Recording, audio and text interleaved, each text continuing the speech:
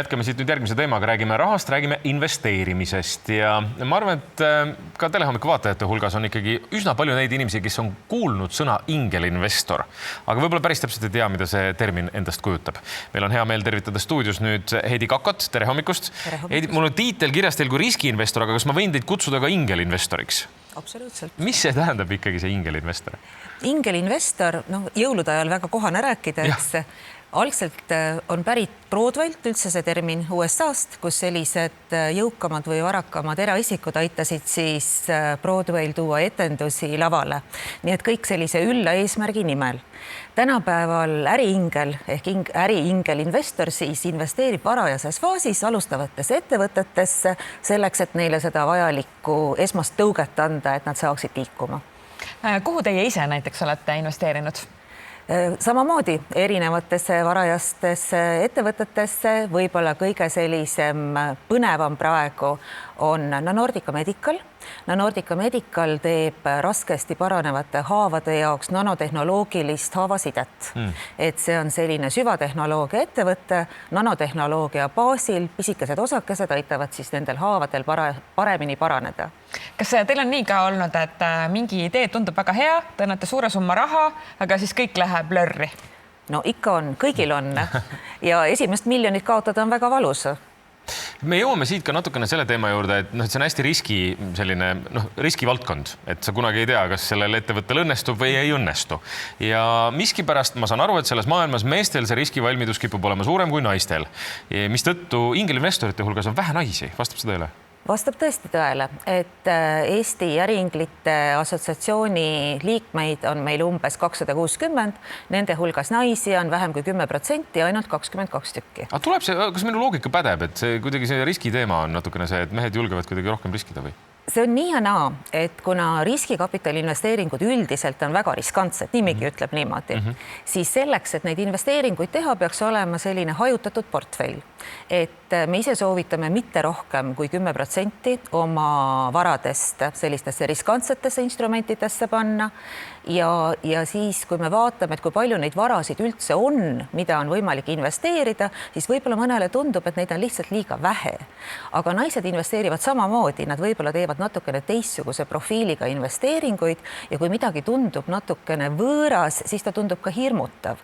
Et võib-olla meie roll siis Eesti äriinglite assotsiatsioonis ongi naistele suunatult rohkem seda informatsiooni niimoodi pakkuda, et nad saaksid aru, kuidas oleks tark neid varajase faasi ingelinvesteeringuid teha ja et nad ei kardaks neid. Kas ingelinvesteeringute sellise õnnestumisprotsendi kohta on mingi statistika ka olemas? Et kui suur see tõenäosus on, et läheb hästi? Väga varase faasi investeeringute kohta üldine statistika on täiesti olemas. Väga hästi õnnestub kõrge riskiga investeeringutest 1-2% ainult, mis tähendab seda, et tegelikult see võti õnnestumiseks on laiapõhjalise portfelli ülesehitamine. Et kuna me kunagi ette ei tea, missugused investeeringud täpselt õnnestuvad, siis oleks hea sellise põhjendatud ja mõistliku strateegia alusel teha näiteks 20-30 investeeringut portfelli, mitte kõiki korraga, näiteks planeerida 5-aastase perioodi jooksul endale portfelli ülesehitamine ja siis on üsna kõrge tõenäosus, et seal on ka selline, mis selle kogu portfelli tootluse tagasi võiks tuua, et mõned õnnestuvad väga hästi. Siis. Ma saan aru, et need samad õpetussõnad, mida te praegu meile siin jagate, need on need samad õpetussõnad, mida te jagate tegelikult ka selles programmis. Te ju ootategi nüüd naisi, kellel on, ma saan aru, kogunenud teatav osa kapitali, mida nad on valmis võib-olla kuhugi paigutama, et nad julgeksid seda teha. Absoluutselt. Ja me tõesti julgustame, kuna me näeme, et varase faasi riskikapitali või ingelinvesteeringutega on võimalik ka väga head tootlust teenida, vaatamata sellele, et risk on kõrge, võiks ka öelda, et sellega seotult võiks olla tootlus kõrge. Ja siis selleks, et neid nutikaid portfelle üles ehitada, kuna ühiselt on seda palju lihtsam teha, siis me kutsume naisi kokku, julgustame, koolitame ja ehitame koos üles neid ühiseid investeerimiskehasid, mida me nimetame sündikaatideks. Kas on võimalik ka kuidagi hinnata, vist ega statistikat ei ole, kui palju üldse Eestis on naisi, kellel on raha, et investeerida? Ma mõtlesin seda sama, et see tähendab ikkagi, või kui palju peab olema raha, kas peab olema ikkagi see esimene miljon, mida te olete valmis kaotama, ehk natukene rohkem või ma ei tea, võib ka vähemaga alustada? kindlasti võib vähemaga alustada, et kui me võtame, et 10% võiks olla see ülemine piir, et kui palju võiks panna oma kogu investeeritavatest varadest siis ingelinvesteeringute või riskikapitali investeeringute alla ja me alustame sündikaatides tõesti suhteliselt väikeste summadega, 2500, 5000 eurot ühte ettevõttesse, selleks, et üles ehitada üks korralik portfell, kui me teeme 10 investeeringut, on vaja umbes 25 000 kuni 50 000 eurot ja kui me teeme rohkem, eks ju, 20 investeeringut, siis selle võrra 2 korda rohkem ja see siis oleks 10%, aga 5 aasta jooksul. Ja loodame, et 5 aasta jooksul mõned juba nendest investeeringutest tulevad ka tagasi koju.